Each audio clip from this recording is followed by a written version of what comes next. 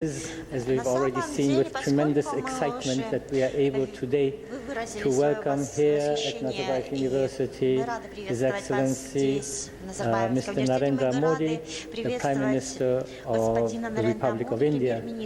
It is one of the cannot miss, must attend type of occasions, and I'm really thrilled that so many of you also have been able to join us today. And I don't think that Prime Minister Modi requires any introduction. Suffice it to say that he has been Prime Minister since his election last year in 2014, which I understand produced for the first time a real majority, and is today here on his way, I think, visiting first key Central Asian countries, and then on his way to attend the BRICS summit in Ufa in Russia in the coming days. We're really fortunate that the timing has worked out and everything is working out, including, I should say, even the weather, because it's raining outside, so everybody wants to be inside and wants to attend your speech. So with this, without further ado, let me pass the floor to you. Thank you. Господин премьер-министр, спасибо.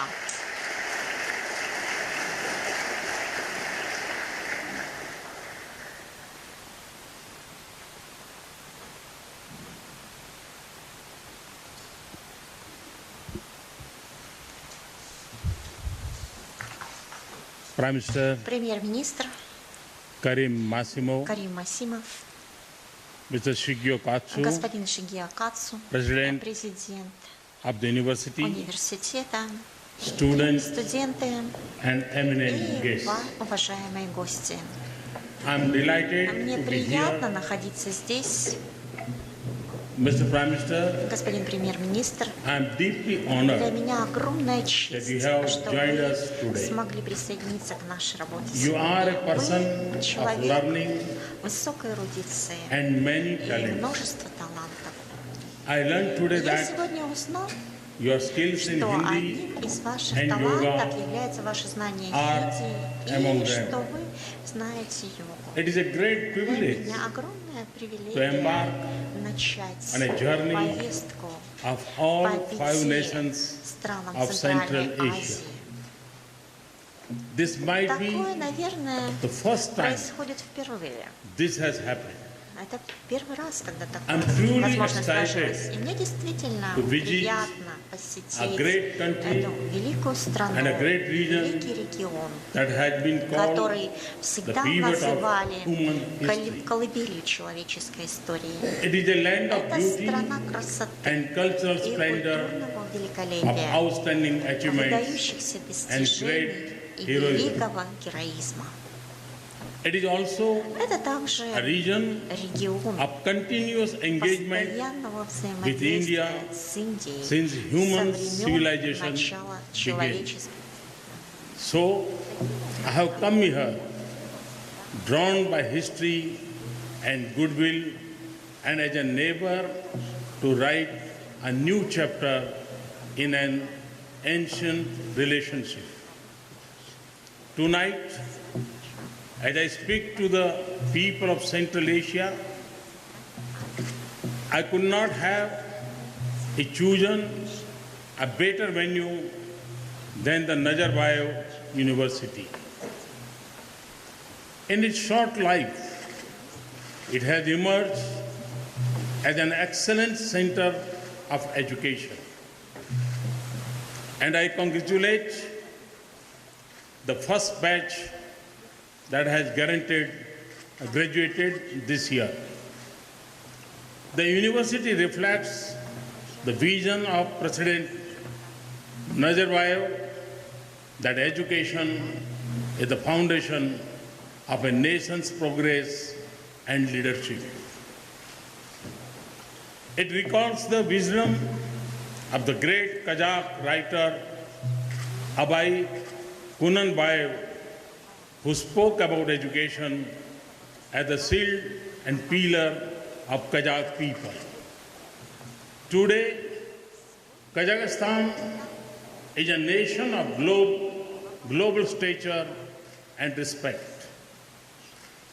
This is not just because Mother Nature has been generous to you with resources of every kind. It is because of your investment in education, human resources, and infrastructure. These have helped increase the size of the economy 4 times in the last 10 years. It is because of your leadership in advancing peace and cooperation in the great Eurasian region. It is your vision that has given us the conference on interaction and confidence building in Asia. Kazakhstan is a voice of responsibility and maturity in international forums, including the United Nations. No Indian will forget Kazakhstan's generosity in making way for India's bid for the membership of the UN Security Council in 2011-12.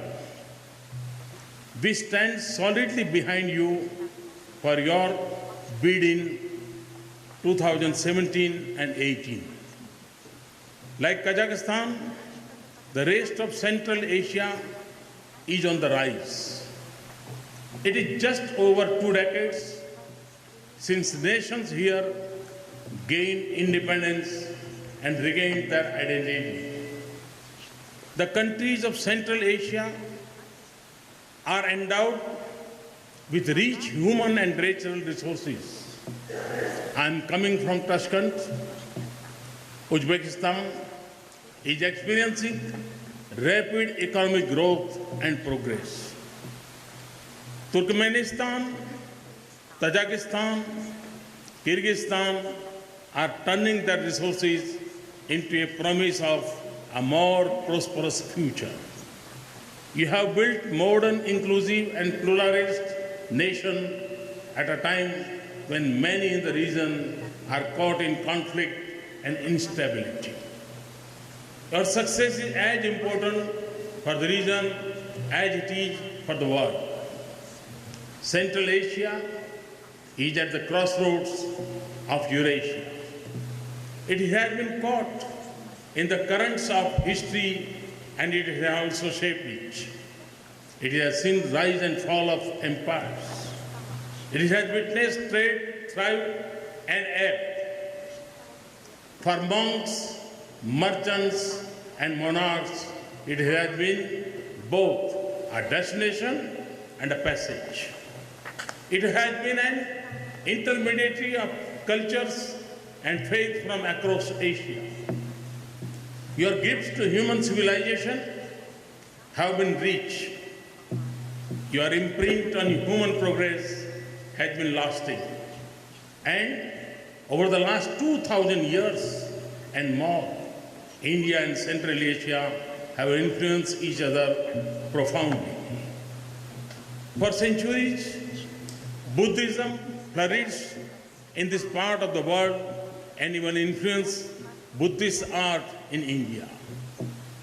Through here, it spread eastward. As I stood in the Ganden monastery in Mongolia, this May, I marveled at the journey of faith that linked Asia across its daunting landscape. The confluence of Indian and Islamic civilization took place in Central Asia. We enrich each other not only in spiritual thought, but also in medicine science, mathematics, and astronomy. The Islamic heritage of both India and Central Asia is defined by the highest ideals of Islam: knowledge, piety, compassion, and welfare. This is a heritage founded on the principle of love and devotion. And it has always rejected the forces of extremism. Today, this is an important source of strength that brings India and Central Asia together. The richness of our ties is written into the contours of our cities and our daily lives. We see this in architecture and art, handicraft and textile, and in most popular food. The dargahs of Delhi resonate with Sufi music that draws people from all faiths. The cities of Central Asia have become centers of yoga and Hindi long before the world came together to celebrate the International Day of Yoga on 21st June. Uzbekistan has recently completed 50 years of radio broadcasts in Hindi. Our epics, Ramayana and Mahabharata, were popular on Uzbek TV as they were in India. Many of you wait for the release of the latest Bollywood film with the same excitement as people in India. This is the source of goodwill between our people. It is the foundation of a relationship of hearts and emotions. And it cannot be measured only by the scale of trade or the demands of states. It was evident when President Nazarbayev and the leaders of other Central Asian republics came to India soon after their nation's independence. Since then, our political engagement had deepened. Our defense and security cooperation is growing. Trade is expanding, but it is still modest. Our cooperation in energy sector has begun. Later today, we will launch the drilling of the first oil well with Indian investments in Kazakhstan.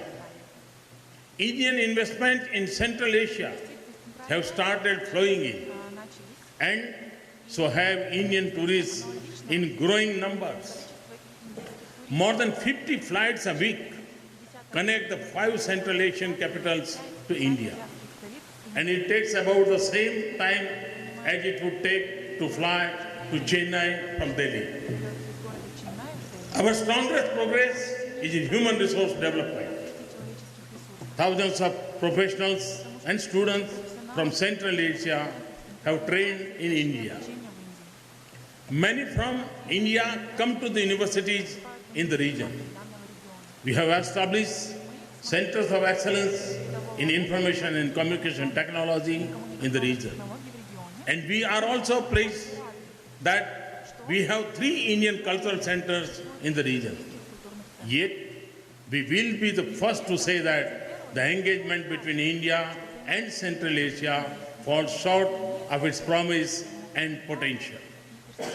We have a special place in our hearts for each other, but we have not paid as much as attention to each other as we should.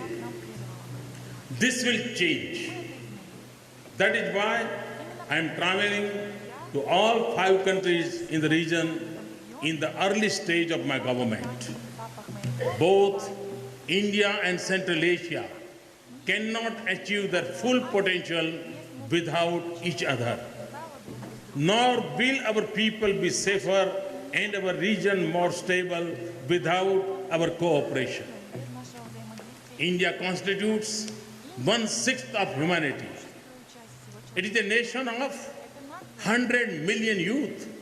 That is an enormous force of progress and change for India and the world.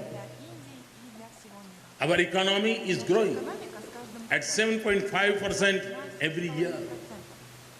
We can sustain higher growth rate long into the future. India is the new frontier of opportunities for the world. Central Asia is a vast region of immense resources, talented people, rapid growth, and a strategic location. So, I'm here to start a new era in our relationship with Central Asia. India is prepared to invest more in a new partnership of prosperity. We will work together not just in minerals and energy, but in industries such as pharmaceuticals, textiles, engineering, and small and medium enterprises. We can invest in refineries, petrochemicals, and fertilizer plants here. We can harness our strength in information and communication technology to create wealth and opportunities for our youth. Today, I will inaugurate a Center for Excellence in Astana with a supercomputer from India. We can use the reach of space technology for closer partnership in development and resource management. I also see vast opportunities in areas like agriculture and dairy. We can renew our old ties in traditional medicines. Central Asia is a natural destination for the Indian tourists. We are intensifying our exchanges in culture, education, and research. And we will connect our youth more. In this troubled world, we must also strengthen our defense and security cooperation to defend our values, our nation's security, and our region's peace. We live at the frontier of instability. We live close to the crucible of extremism and terrorism. We see terrorism spawned by nations and groups. Today, we also see cyberspace become a platform without borders for terror to draw recruits to its cause. From threats of conflicts to the calm neighborhood of distant cities, terrorism has become a global challenge as never before. It is a force that is larger and more enduring than its changing names, location, and targets. So we must ask ourselves, will we let a generation of youth be lost to guns and hate because they will hold us accountable for the lost future? So during this visit, we will strengthen our defense and security cooperation in the region. But we will also combat terrorism by the strength of our values and our commitment to humanism. This is a responsibility that India and Central Asian nations owe to our shared inheritance and to the future of our region. Our shared values and aspirations are also the foundation of closer international partnership, including in the United Nations.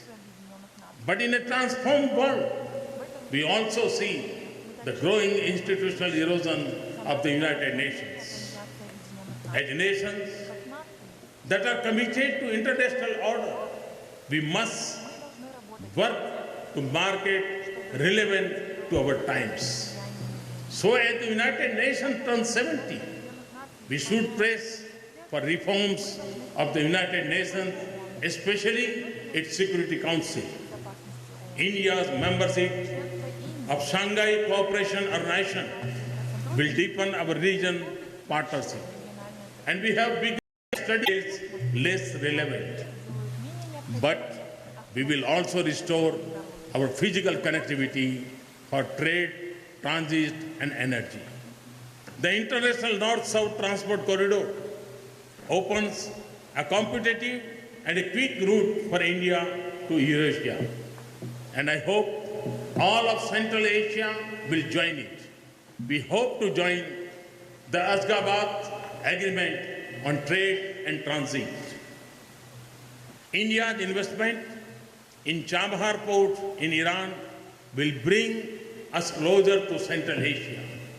I also hope that we can restore the traditional route of Central Asia through Pakistan and Afghanistan. We can draw confidence from the agreement between Turkmenistan, Afghanistan, Pakistan and India on the gas pipeline.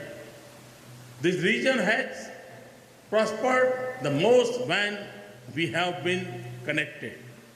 Indeed, our hopes of an Asian century will be realized when we see Asia as one, not as south, west, east or central. Asia will rise when we all prosper together. For that, we must connect Asia's different parts. India is at the crossroads of Asia's land and sea routes.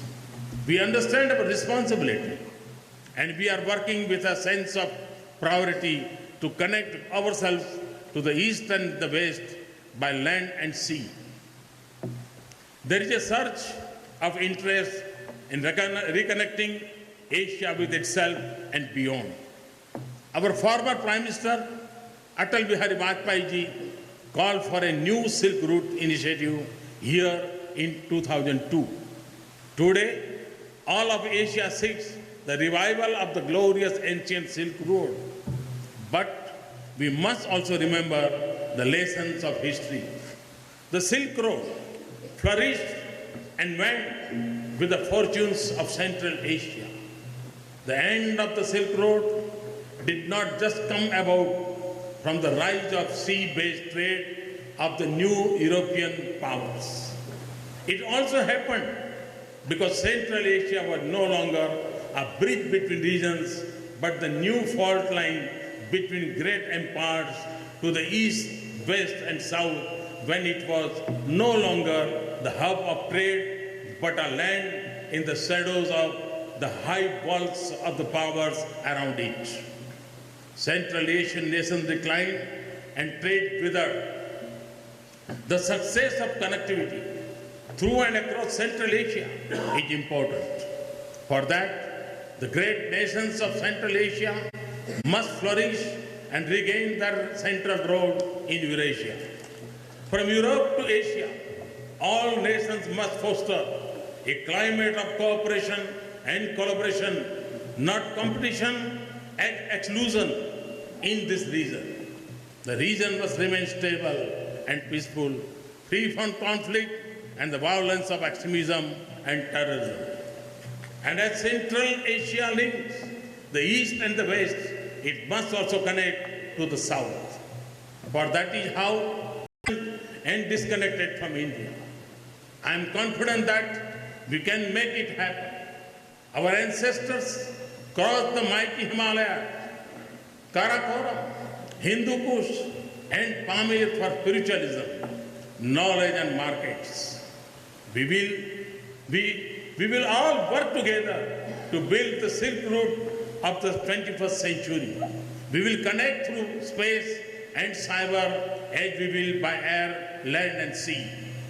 Let me conclude with a few lines of Abdul Rahim Akkur, a poet of this region. He said, "Our tracks remain, our dreams remain, everything remains far away. Yet, even if the wind blows or the sand shifts, they will never be covered. Our tracks and the caravan will never stop along the way, though our horses are very thin. One way or another, this track will be found someday by our grandchildren or our great-grandchildren. I say, this is to you, India and Central Asia will redeem that promise." Thank you very much. Thanks a lot. Thank you.